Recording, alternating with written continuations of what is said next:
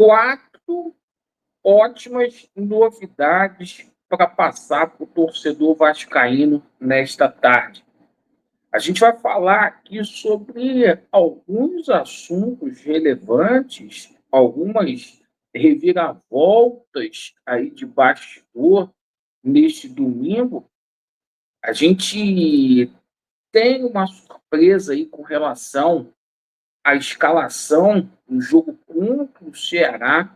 A gente pode ter o retorno de um jogador muito importante. Situação de renovação de contrato do país deu uma reviravolta aí nas últimas horas. A gente vai explicar para vocês. A situação do Ryan ficou muito bem encaminhada. Parece que agora vai, graças a Deus, que a gente vai falar aí de investimento, certo? Hoje saiu notícias aí sobre a situação do Marinax, né? Vindo aqui no Brasil, faz parte do noticiário esportivo do Vasco, e a gente vai falar aí também sobre a situação de chegada de reforços aí para o meio do ano, porque, independentemente de investidor, parece que os cofres serão abertos. Eu peço a você, torcedor do Vasco, que simplesmente não é inscrito aqui no nosso canal, para você se inscrever, venha fazer parte da nossa família e bora ir para o nosso vídeo. Deixa aí o joinha, tá, pessoal? Vamos lá. Esquecer essa situação do jogo do Sport, até porque o Vasco já viaja amanhã para Fortaleza para jogar contra a equipe do Ceará, do Vozão, que vem de derrota aí contra o Juventude em Caxias do Sul. A equipe do Ceará vai muito pressionada para esse jogo. O técnico do Ceará reclamando muito ali de desgaste físico, mas está ruim para todo mundo.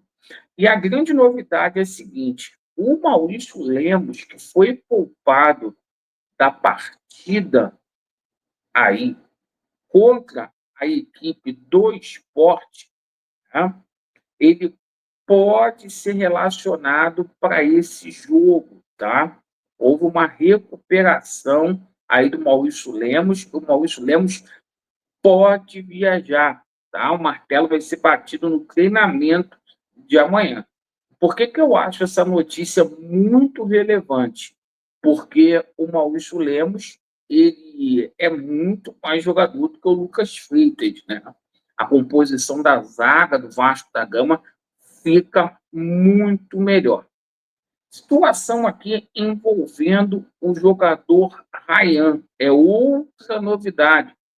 A novela está terminando e o Ryan vai assinar um contrato de 1 ano e meio aí com o Vasco da Gama.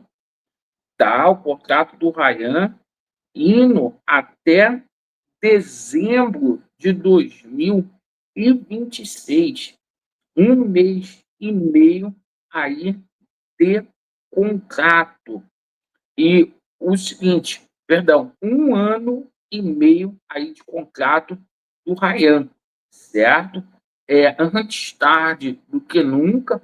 A gente sabe que vai ser muito difícil aí do Vasco manter o Ryan até lá. Vão chegar propostas aí, mas é a galinha dos ovos de ouro aí hoje do Vasco da Gama, o Ryan. E se eu fosse aí o Carille, né, que virou o melhor técnico do Brasil para alguns torcedores depois da vitória contra o Sport de Madrid, se eu fosse o Carille, colocaria o Ryan para ir jogando, para ir pegando vitrine, para ele se valorizar mais ainda. A gente também teve novidades aí com relação à situação do país, entre idas e vindas. Uma hora o Payet está descartado, outra hora o Payet volta a ser cogitado, outra hora o Payet é descartado, mas o seguinte, tá? Há uma possibilidade muito grande, sim, do Payet continuar aqui no Vasco, tá? A informação que veio da Rádio Tupi é que o Vasco até começou a conversar com ele. O Vasco, para simplesmente renovar com o Payet, pediu uma redução de salário aí de 50%, certo? E também o Vasco deve uma grana ao Payet, perfeito?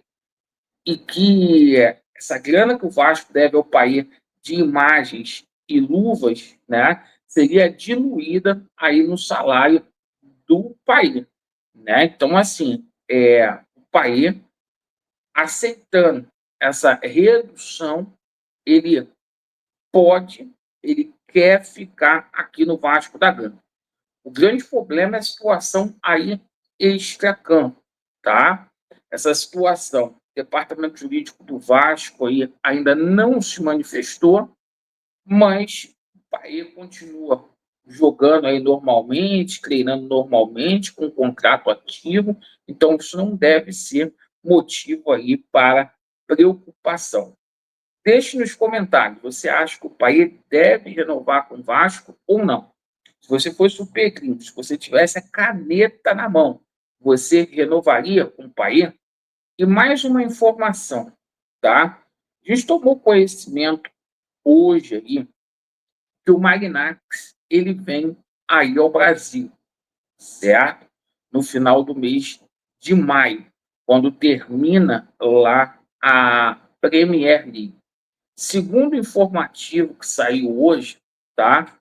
Tanto a situação, houve um memorando, né, de acordo lá com São Paulo, essa situação precisa passar pelo Conselho Deliberativo do São Paulo, ainda não passou, mas parece que vai ter uma reunião mesmo aí com representantes do Vasco da Gama, porque uma coisa não impede a outra coisa, tá? É o seguinte, e vai ter uma participação de lucro na base do São Paulo. A base do São Paulo não vai ser vendida, né, como está se falando por aí, é uma participação, né, em vendas diante do investimento que ele vai fazer como parceiro, certo? E aqui no Vasco da Gama seria para poder adquirir a SAF. Laureano, de novo esse assunto, foi notícia hoje, a gente tem que trazer para vocês, tá? E o seguinte, independentemente disso, a informação que chega é que o Vasco da Gama vai reforçar o elenco para a janela que vai abrir depois do Mundial. A gente tem cobrado muito aqui o Pedrinho, e eu acho que essa é a função mesmo do nosso canal. Nosso canal aqui não passa pano. E parece que simplesmente a gente vai ter aí novidades aí com relação a zagueiros, ponta direita e também um atacante. Vai chegar uns 4 reforços aí, eu acho que é por aí. Para esse time do Vasco da Gama estar entre os 8, como foi dito aí, o Vasco precisa se reforçar. O Laureano não é emocionado, igual algumas pessoas são emocionadas, porque ganhou do esporte.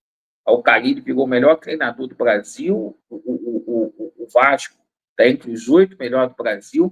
A gente tem que ir com calma, passo a passo, na humildade, tá? Agora, reforçando o elenco do Vasco da Gama, simplesmente a gente vai ter uma melhora significativa.